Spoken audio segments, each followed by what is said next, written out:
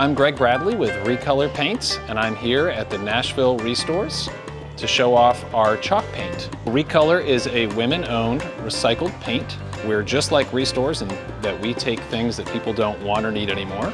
In our case, paint.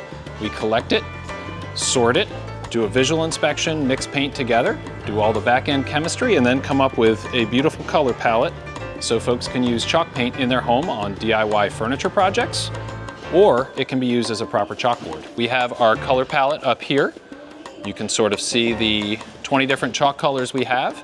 All can be used on furniture, and or if you wanted to put it on a wall and actually use it as a chalkboard, you might see that commonly in your bars, restaurants, or at your fun cafes with the cool creative signs outside. I painted some drawers here. One of the great things about chalk paint is it requires little to no prep. So if you're painting on solid wood furniture, you don't have to sand, prime, strip, do anything. You can basically paint right on top of an even, clean surface.